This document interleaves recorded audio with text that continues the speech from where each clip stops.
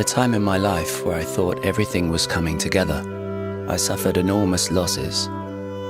Some losses were tangible, material things, while others were intangible, like dreams and love.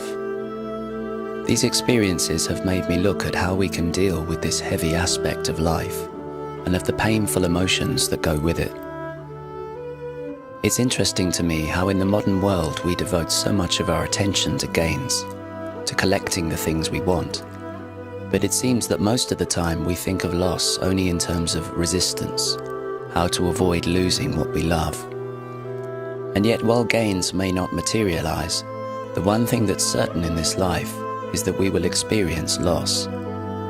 We enter the world with nothing, and when we die we carry nothing with us. And so loss is a fundamental part of life, but when it comes it can be devastating.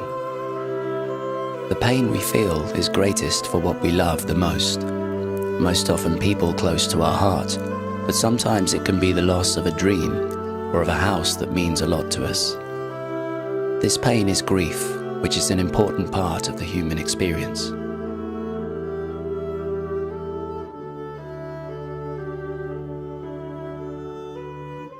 One thing I've learned in this lifetime is that emotional wounds are just as real as physical harm, in terms of the lasting effects and of the need for proper healing.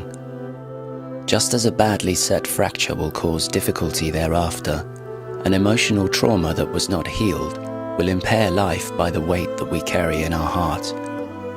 The difference between the physical and the emotional, of course, is that whereas physical trauma usually requires assistance from a specialist, emotional healing requires only that we engage the natural function that humans have to heal themselves from emotional trauma.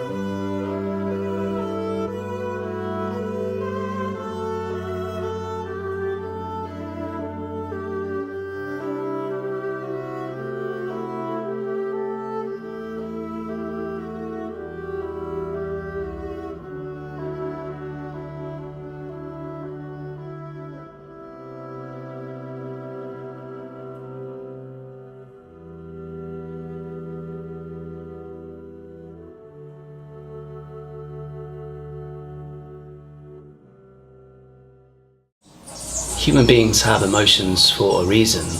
They are a motivating energy which keeps us going. Without emotions, we live in a mental world where nothing really matters.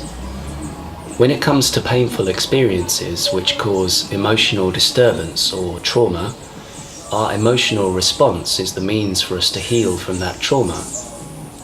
Emotions are an energy which is meant to flow through us. We're not meant to store it, we're meant to express and release it by doing whatever it makes us feel like doing. In this way we get the feeling that the painful experience created out of our body and clear our energetic field of the trauma so that we don't have to carry it around with us as a burden. As we're equipped with a natural function to heal from emotional trauma, one might expect us to be free from emotional problems. After all, if you have a self-healing ability, why would you not use it? Obviously, my observations are focused in England, where I come from, and there it's not really the done thing to let it all out. But sometimes the strong feelings we have demand that we let them out, because if we don't, we stuff them down inside us. And contrary to popular belief, they don't disappear. A person can find themselves angry at someone they haven't seen for years, or perhaps they find it too painful to discuss an event that took place even decades ago. These emotional triggers indicate strong emotions that we're holding on to, even though by doing so we hold on to the pain we feel. The intensity of that pain dictates the extent to which it affects us in our life. But all the time we block our emotions, we are adding to that energy, and there comes a point where the body cannot cope, and we can get ill, and that illness can even prove fatal. So it's not without good reason that some cultures devote special attention to healing from emotional trauma, in particular grieving for the losses we experience in life. In one sense, emotional healing is quite simple. You just need to allow yourself to connect and feel, and then react to express and release what you have inside, until the energy settles and it's no longer an issue. However, the reason this is not easy is because many of us are not in touch with our emotions. In my case, I became aware I had a huge amount of suppressed emotional energy only after the loss of my partner, my dreams, my future, and everything else. But having realized the need for emotional release, I found I couldn't do it due to a conditioned response whereby I suppressed my emotions. And very often this is the difficulty. If you have stored emotions, you will also tend to suppress emotion that comes up in the present to avoid triggering what you have inside that you don't want to feel. And so in this way you prevent the very thing that could heal you because of protective mechanisms you've put in place to avoid feeling the pain. Our protective mechanisms are what we need to deal with in order to connect with our pain. But the other side to the equation is whether we allow ourselves to unload the energy by fully expressing what we're feeling. And there's another issue here which is very prevalent in England, and that is the fear of what other people think of us, which causes us to modify our behavior to fit in with ideas of what is considered normal or appropriate. In England, strong displays of emotion are rarely seen in public, which shapes an attitude that amounts to emotions must be kept under control. Pull yourself together is an English expression we use when someone is expressing strong emotion that makes us feel uncomfortable. But actually, stuff it all down would be more honest, which is what is really being asked. This social pressure is another obstacle we face in trying to heal by letting what is inside of us come out. If you have pain that has not healed and you choose to heal, you have to feel it. And to do that, you have to appreciate what it is you've lost. When I look at all these choices that you have, there's one that, for some reason, and I don't have a logical explanation for you, I can only say to you, that's the one that calls on me. And the one that pulls the most is to go with your girlfriend. And as I said, I don't have a logical explanation for it, but I feel that that's the one that you're being encouraged to consider. First of all, I feel that there is love there to be had. Love as in real love, not love as in a list of criteria that is an intellectual idea of what love is. Mm-hmm. I know we talked about that a little bit last time. Yeah. It feels like there is love to be had here, real love. Maybe that will be difficult for you to buy into or to feel or sense or know in the beginning, but it feels like it's there.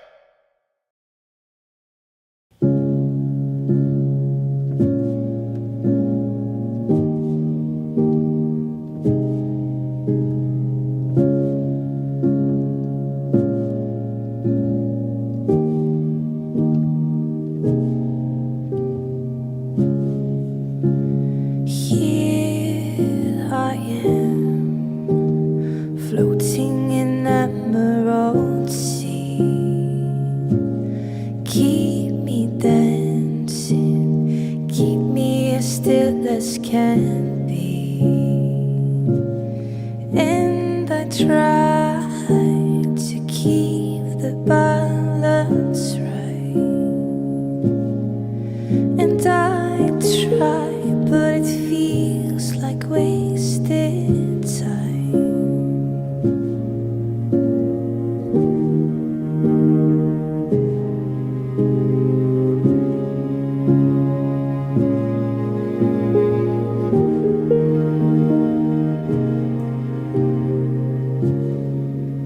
But these heavy hands, they're pulling me down on my chest, latching on, my flesh. Quietly, you hover over me, and I fight, but it feels like wasted time. Feels like wasted time.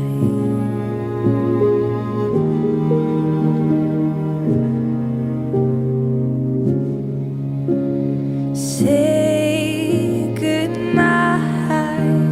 I know that I'm swallowed in sea.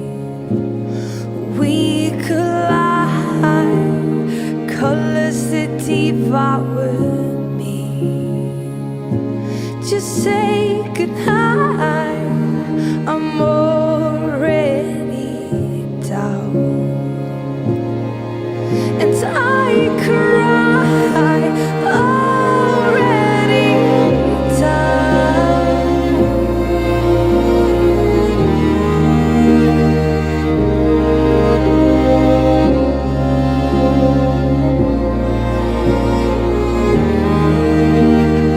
Already down,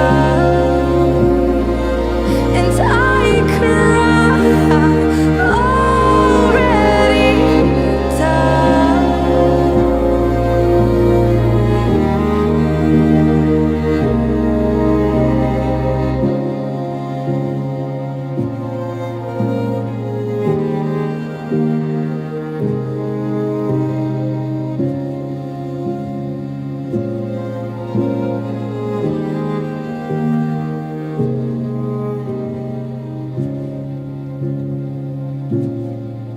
And I try,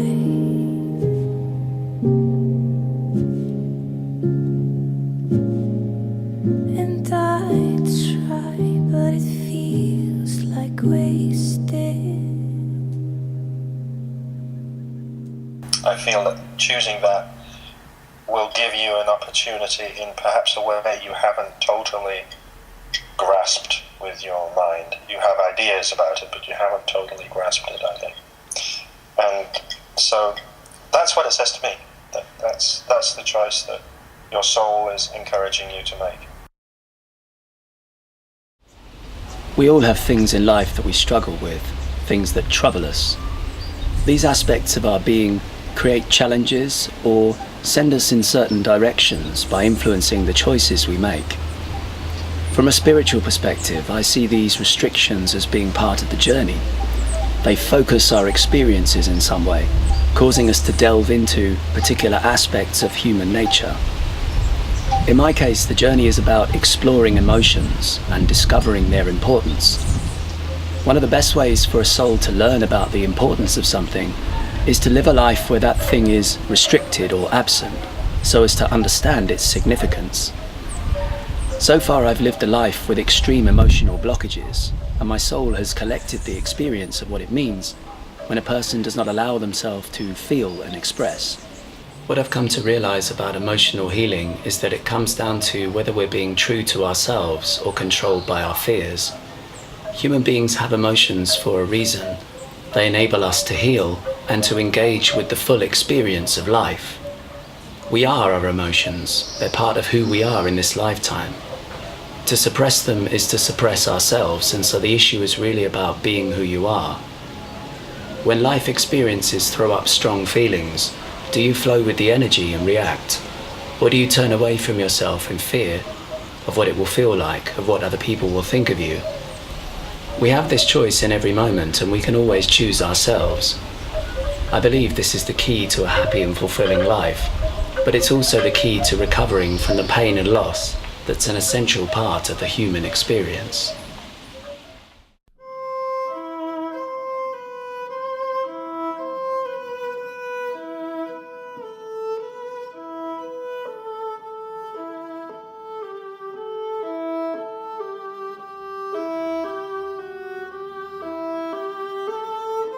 To be human is to have a mind, which gives us the potential to learn and to understand the world around us.